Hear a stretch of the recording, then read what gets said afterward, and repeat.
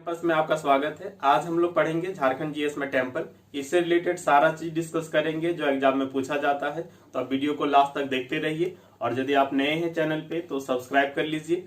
यदि अच्छा लगे तो लाइक कर दीजिए और शेयर करिए अधिक से अधिक। तो चलिए देखते हैं। सबसे पहले हम लोग देखेंगे पारसनाथ मंदिर। ये जो आपका पारसनाथ मंदिर है ये मधुबन में है। मधुबन जगह का नाम है और जिस पर्वत पर है उसे कहते हैं समेत शिखर जी। समेत शिखर जी। तो कई बार पारसनाथ मंदिर ना लिख करके आपका समेत शिखर जी भी लिखा हो सकता है और ऐसा हुआ है एग्जाम में। तो ध्यान रखिएगा कहाँ पे है ये, मधुबन और समेत शिखर जी पर्वत पे है। ठीक, गिरिडीह जिले में पड़ेगा ये। इस मंदिर के पीछे मान्यता जो है वो ये कि जो जैन धर्म के टोटल 24 तीर्थंकर हुए, तीर्थंकर मतलब समझ लेंगे क्या, गुरु। ठीक, तो जो 24 तीर्थंकर हुए उसमें से 23 तीर्थंकर ने यहीं पे निर्वाण प्राप्त किया था। निर्वाण मतलब अपने शरीर को त्यागने की प्रक्रिया को निर्वाण कहा जाता है। मृत्यु प्राप्त करने की प्रक्रिया को निर्वाण कहा जाता है। ठीक है, तो 1 से लेकर के 23 नंबर के जो तीर्थंकर थे उन्होंने निर्वाण यहीं पे प्राप्त किया था।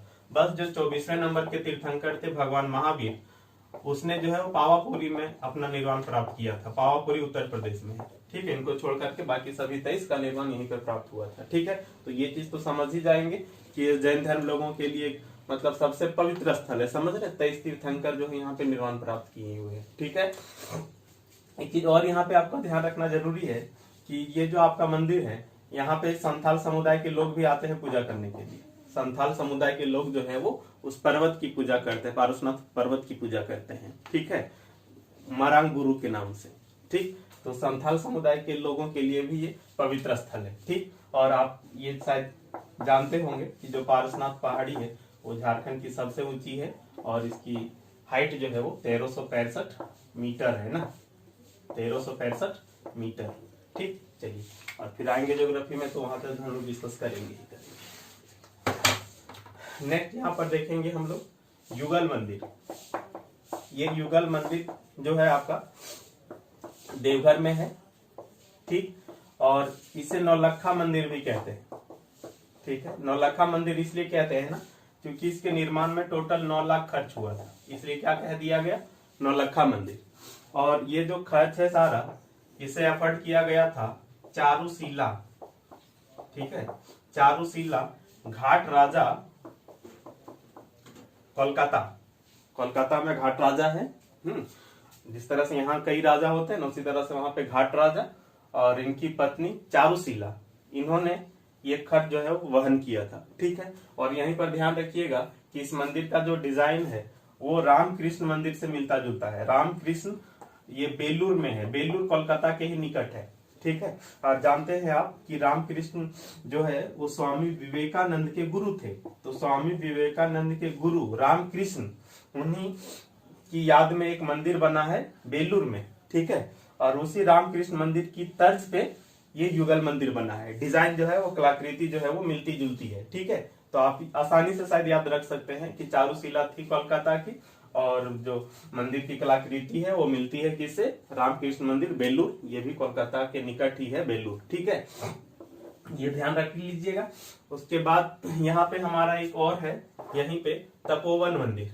ठीक है, देवघर में ही है क्या आपका तपोवन मंदिर। ठीक है, यहाँ पे जो है वो शिव भगवान की कई मूर्तियां स्थापित है। कहा जाता है कि यहाँ सीता माता ने तप किया था, सीता माता ने यहाँ तप किया था, इसलिए इसका नाम क्या पड़ गया, तपोवन। वन तो समझते हैं और तप किया गया इसलिए नाम रह गया तपोवन मंदिर। ठीक, चलिए नेक्स्ट यहाँ पर देखेंगे हम लोग सबसे महत्वपूर्ण बैद्यनाथ मंदिर। बैद्यनाथ मंदिर बाबा धाम मंदिर भी कहते हैं। ठीक, सबसे पहली बात तो यहाँ ध्यान रखिएगा कि इसका जो निर्माण है, ठीक है, गिद्धौर वंश के 10वें शासक पूरनमल के द्वारा कराया गया था। गिद्धौर वंश के 10वें शासक नाम क्या है, पूरनमल के द्वारा कराया गया था। ठीक, इस मंदिर के पीछे जो मान्यताएं हैं, ठीक है, 2 चीज यहाँ पे ध्यान रखनी है। पहला चीज जो ध्यान रखना है वो ये कि पुराणों के अनुसार, ठीक है, हिंदू धर्म में ये पवित्र ग्रंथ है पुराण, इसके अनुसार ये जो मंदिर है वो अंतिम संस्कार के लिए सर्वाधिक उपयुक्त स्थल है। अंतिम संस्कार मतलब समझ रहे हैं ना, मरने के बाद जो कर्म क्रिया किया जाता है उसी को क्या कहते हैं, अंतिम संस्कार। तो अंतिम संस्कार के लिए सर्वाधिक उपयुक्त स्थल बताया गया है इसे। हालांकि अभी यहाँ पे अंतिम संस्कार किया नहीं जाता, लेकिन फिर भी अंतिम संस्कार के लिए सर्वाधिक उपयुक्त स्थल पुराणों में बताया गया है। एक चीज ध्यान रखना है। दूसरा चीज जो ध्यान रखना है वो ये कि ये हमारा बैजनाथ मंदिर जो है टोटल 12 ज्योतिर्लिंग है भारत में। कितने?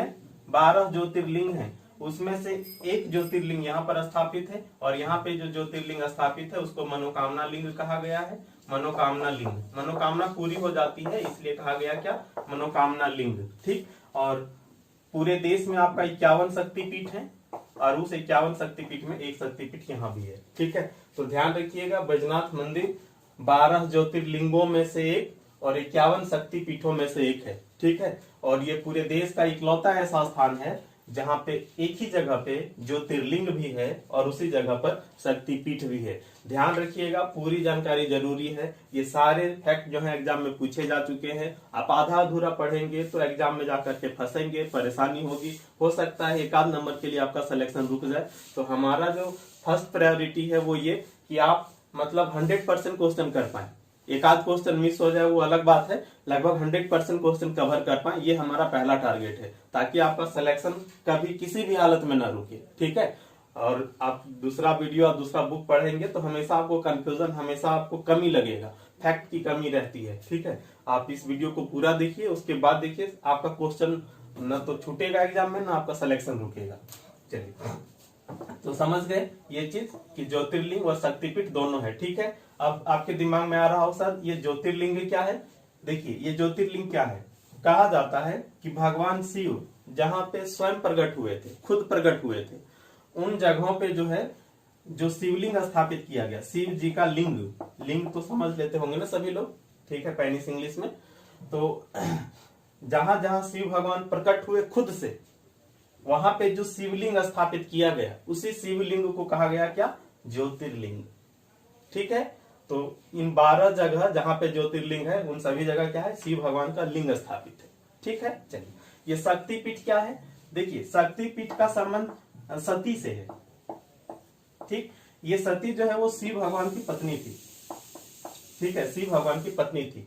एक बार इनके पिता राजा दक्ष एक यज्ञ का आयोजन कर रहे थे। उस यज्ञ में इन्होंने जो है, इनके पापा राजा दक्ष ने जो है वो सती को आमंत्रित नहीं किया, शिव भगवान को आमंत्रित नहीं किया, बाकी जो है सभी लोगों को आमंत्रित किया। ठीक है, अब सती जो है वो चली गई यज्ञ में। शिव भगवान बोले नहीं जाओ, बिना इन्विटेशन के नहीं जाना चाहिए, लेकिन ये सती चली गई। जब गई तो वहां पर देखी कि हर सारे भगवान का वहां पे फोटो वगैरह लगा हुआ है, मूर्ति लगी हुई है, लेकिन कहीं भी शिव भगवान की मूर्ति या फोटो नहीं लगा हुआ है। तो सती ने कहा कि ऐसा क्यों कि आप शिव भगवान का कहीं फोटो भी नहीं लगाए और इनवाइट भी नहीं किए। तो जो इनके पापा थे राजा दक्ष, वो बुरा वचन बोले, कुछ शब्द बोले कि वो सांप लपेटे रहता है वगैरह वगैरह, कुछ बोले बुरा सब। ठीक है, अब उससे सती अपमानित होकर के क्या की, वहां पे अग्नि कुंड में जो है कूद करके आत्मदाह कर ली। जब शिव भगवान को इसकी जानकारी हुई तो शिव भगवान सती का पार्थिव शरीर, मैंने मरा हुआ शरीर लेकर के पूरी पृथ्वी पर तांडव करने लगे। तांडव तो समझते हैं ना, एकदम क्या कहें, ठीक है, तो हल्का टाइप का। ठीक है, तांडव करने लगे, तांडव मचाने लगे। ठीक, अब पूरी दुनिया को तांडव से बचाने के लिए आए भगवान विष्णु, और भगवान विष्णु ने अपने सुदर्शन चक्र की सहायता से जो सती थी, मां सती, उसके शव को कई टुकड़ों में काट दिया। और वो टुकड़ा जहां जहां गिरा, वो टुकड़ा जहां जहां गिरा वहां पर शक्तिपीठ बना। वहां पर क्या बना? शक्तिपीठ। कई बार एग्जाम में पूछा गया है कि जो शक्तिपीठ है उसका संबंध किस से है, तो सती से है। समझ गए होंगे। और ये तो कई बार पूछा गया है, कई बार, कि बैजनाथ मंदिर जो है वो 12 ज्योतिर्लिंगों में से एक है और 51 शक्तिपीठों में से एक है। बाकी लगभग हर चीज जो भी बताए वो पूछा गया है, बस थोड़ा सा कहानी जो बताया वो नहीं पूछा। ठीक है, समझ गए। और यहाँ पर आप जानते होंगे श्रावण महीने में विशेष महत्व है यहाँ आने का।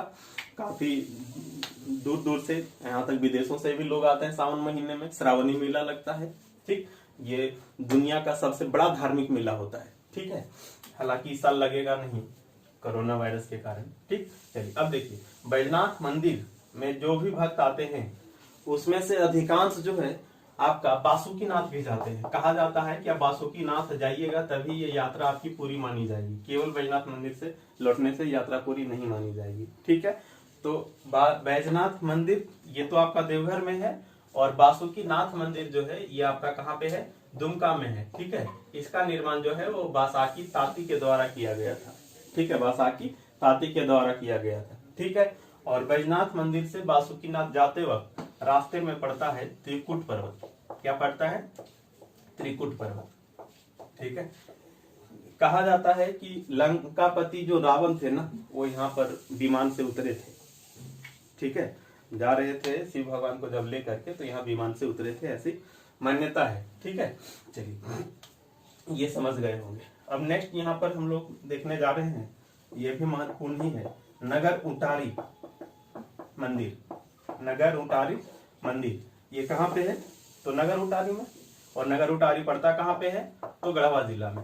ठीक, अब यहाँ पे ध्यान रखिएगा कि ये जो आपका मंदिर है ना, नगर उटारी मंदिर, वो नगर उटारी गढ़ या किला लगभग एक ही टाइप से समझ सकते हैं। वैसे गढ़ में जहाँ राजा लोग रहते हैं ना, तो जो नगर उटारी गढ़ है उसके दरवाजे पर ही ये मंदिर स्थापित है। खासियत क्या है इस मंदिर में? तो सबसे मतलब खासियत वाली बात ये है कि यहाँ पे जो मूर्ति स्थापित है वो 4 फीट ऊंची है और आपका 32 मन वजनी है। 32 मन, इसको यदि आप केजी में कन्वर्ट करेंगे तो 1280 केजी होगा। एक मन में 40 केजी होता है। ठीक है, तो 1280 केजी, और इतना बड़ा आपका क्या, तो श्री कृष्ण की मूर्ति स्थापित है। श्री कृष्ण को बंसीधर भी कहते हैं ना, बंसीधर, बंसीधर, बंसी माने बांसुरी और धर दैट मींस उसको धारण करने वाले, तो बंसीधर भी कहते हैं। ध्यान रखिए, ये क्वेश्चन भी पूछा जा चुका है दारोगा के एग्जाम में, तो कुछ भी चीज बकवास वाली नहीं है। ठीक है, आपको हो सकता है लगे कि ये सब क्या बता रहे हैं, ठीक है, लेकिन सारा इंपॉर्टेंट है। तो ये श्री कृष्ण हो गया। ठीक, एक चीज और ध्यान रखिएगा कि यहाँ पे राधा रानी की भी मूर्ति है। राधा रानी की भी मूर्ति है, और ये मूर्ति वाराणसी से ला करके जो है यहाँ पे स्थापित किया गया है। ठीक है, वाराणसी से ला करके स्थापित किया गया है। ठीक है, अब एक चीज और यहाँ पे रह जाता है कि इस मंदिर का निर्माण कराया किन्होंने?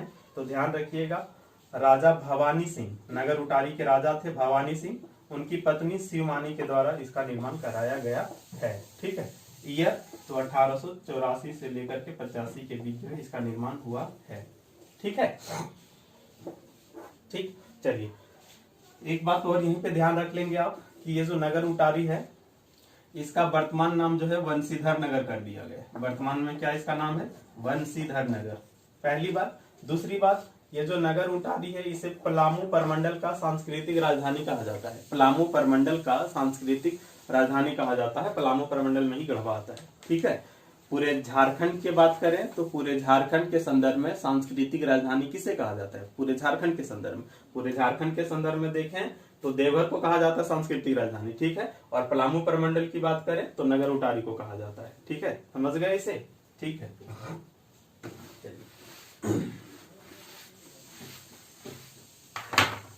नेक्स्ट यहाँ देखेंगे हम भद्रकाली मंदिर।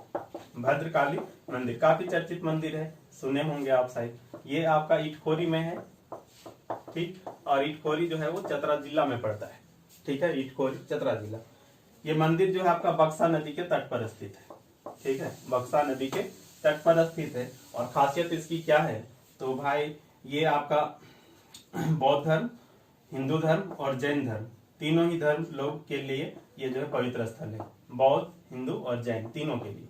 ठीक है, हिंदू धर्म के लिए बात करें तो यहाँ पे भद्रकाली माँ का मंदिर जो मूर्ति है स्थापित है। भद्रकाली और शिव भगवान की मूर्ति है। ठीक है, ये जो आपका मूर्ति है ना, इस मूर्ति के नीचे जो है, ठीक है, ब्राह्मी लिपि में लिखा है, ब्राह्मी लिपि में लिखा है कि इस मूर्ति का निर्माण जो है 9वीं शताब्दी में राजा महेंद्रपाल द्वितीय ने करवाया था। तो इस मंदिर के नीचे जो लिखा हुआ है उससे हमें पता चलता है कि मूर्ति का निर्माण जो है वो 9वीं शताब्दी में राजा महेंद्रपाल द्वितीय ने कराया है। मूर्ति बोलिएगा, मंदिर उससे पहले ही था। एग्जैक्ट डेट तो नहीं मिलता, लेकिन 5वीं से 6ठी शताब्दी के बीच जो है इस मंदिर का निर्माण हुआ है। ठीक है, समझ गए? और यहाँ पे चले आए बौद्ध धर्म। तो यहाँ पर क्या है, देखिए यहाँ पर कहा जाता है कि एक स्तूप स्थापित किया गया है। स्तूप बौद्ध धर्म से होता है। ठीक है, मनोती स्तूप कहते हैं। ठीक है, इसका निर्माण जो है अशोक ने करवाया। ठीक, अब यहाँ पे क्यों स्तूप का निर्माण कराया गया? तो मान्यता ये है कि जो गौतम बुद्ध है यहाँ पर तप किए थे। गौतम बुद्ध यहाँ पर तप किए थे और उसकी माँ जो है ढूंढते ढूंढते आई थी यहाँ पे। ठीक, तो ये बौद्ध धर्म से हो गया जुड़ा हुआ।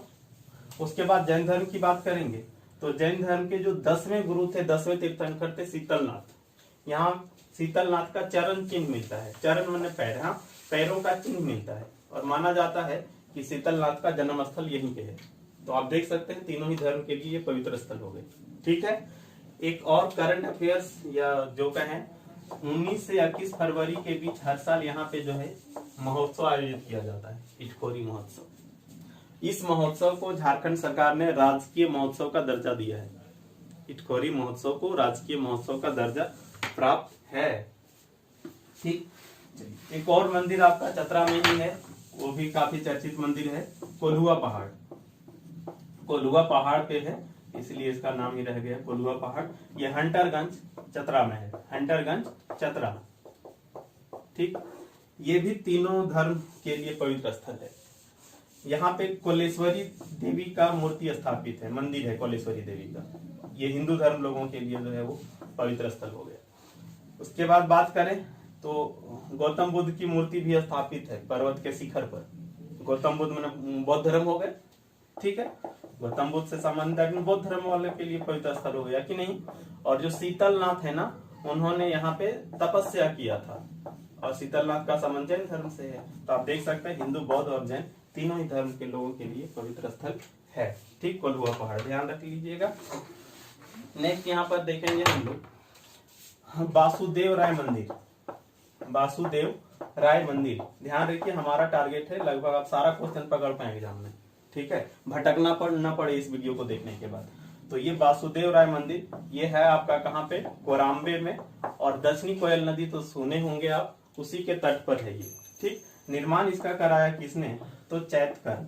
निर्माण करने वाले चैतकर्ण, ये नागवंशी शासक थे, नागवंश के शासक थे चैतकर्ण। ठीक, एक और रिलेटेड थी यहाँ पे ध्यान रखिएगा, ये जो कोराम्बे है इसको झारखंड की हल्दी घाटी कही जाती है, झारखंड की हल्दी घाटी।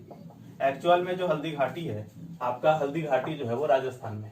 हल्दी घाटी कहाँ पे है, राजस्थान में है। और 1576 ईस्वी में जो है यहाँ पे भयंकर लड़ाई हुई थी अकबर और महाराणा प्रताप के बीच, काफी प्रसिद्ध है, आप सुने होंगे शायद। ठीक, और यहाँ पर भी लड़ाई हुई थी।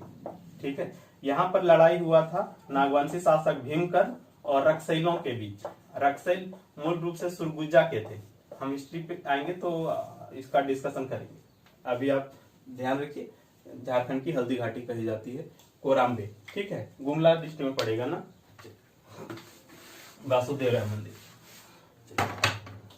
उसके बाद महामाया मंदिर। ठीक है, ये आपका हापामुनी गांव में है, हापामुनी गांव, कहाँ, गुमला जिला। ठीक, माँ काली को समर्पित है ये।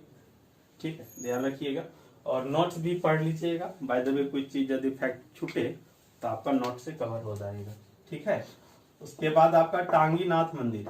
टांगी नाथ मंदिर ये भी कहाँ पे है आपका, गुमला, टांगी नाथ। ये टांगी नाथ किन्हें कहा जाता है पता है आपको, टांगी तो समझते हैं ना कुल्हाड़ी, और कुल्हाड़ी लेकर के कौन चलते हैं, परशुराम, भगवान परशुराम, भगवान परशुराम। मान्यता क्या है कि भगवान परशुराम ने यहाँ पर शिव भगवान की तपस्या की थी।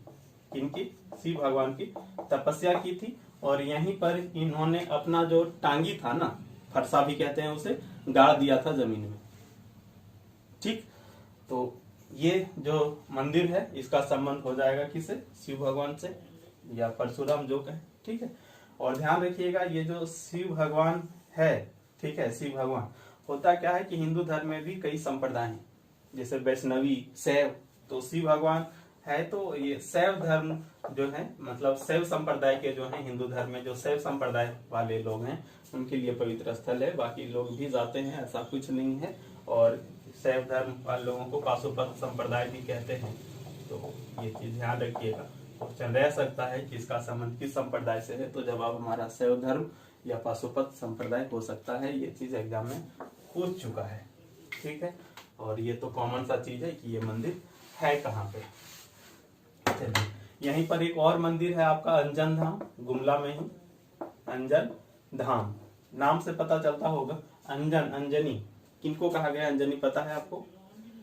ठीक है, अंजनी भगवान हनुमान महावीर उनकी माता का नाम है, इसलिए हनुमान को अंजनी पुत्र भी कहा जाता है। हनुमान चालीसा यदि सुने होंगे तो अंजनी पुत्र पवन सुत नाम, ठीक है। तो अंजनी नाम किनका है? भगवान महावीर या हनुमान की माता का नाम है, ठीक है। माना जाता है कि यहीं पर जो है हनुमान या महावीर जो कहें उनका जन्म हुआ था, और मंदिर है अंजन धाम मंदिर, ठीक है। ऐसी मान्यता है कि यहाँ जन्म हुआ था उनका।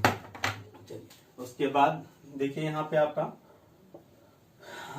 उग्र तारा मंदिर, उग्र तारा मंदिर। ये उग्र तारा मंदिर जो है आपका लातेहार डिस्ट्रिक्ट में पड़ेगा। और इस मंदिर की खासियत क्या है तो ध्यान रखिएगा, यहाँ पे उग्र तारा देवी और लक्ष्मी देवी दोनों की मूर्ति स्थापित है।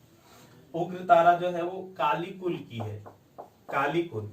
काली कुल जैसे आप देखिएगा कि भगवान राम, भगवान कृष्ण, इन सभी को एक ही कुल का माना जाता है, ठीक है। तो उसी तरह से काली कुल की ये देवी है उग्र तारा, और जो लक्ष्मी है वो श्री कुल की देवी है, ठीक है। खासियत यही है कि काली कुल की उग्र तारा और श्री कुल की लक्ष्मी दोनों की ही मूर्ति एक ही जगह स्थापित है, ठीक है, उग्र तारा मंदिर में। समझ गए? निर्माण कराया किन्होंने? तो इसका निर्माण जो है वो कराने वाले हैं नागवंशी शासक, और उनका नाम है आपका पीताम्बर नाथ शाहदेव, ठीक है, पीताम्बर नाथ शाहदेव, ठीक है। उसके बाद माँ योगिनी मंदिर, माँ योगिनी मंदिर, ठीक है, माँ योगिनी मंदिर। ये आपका बाराकोपा पहाड़ी में है, गोड्डा जिला पड़ेगा, ठीक है। ये कहा जाता है कि यहाँ जो सती थी ना, माँ सती, उनका दाहिना जांग गिरा था। अब ये आपका है राम रेखा, ये आपका सिमडेगा में। यहाँ पर देखिए मान्यता क्या है कि जो भगवान राम और लक्ष्मण और सीता माँ जब वनवास पे थे तो उस दौरान जो है वो भगवान राम जो है यहाँ पे ठहरे थे कुछ समय के लिए। और आज भी यहाँ पे भगवान राम के पैरों की रेखा देखने को मिलती है, पैरों की रेखा देखने को मिलती है। किनका?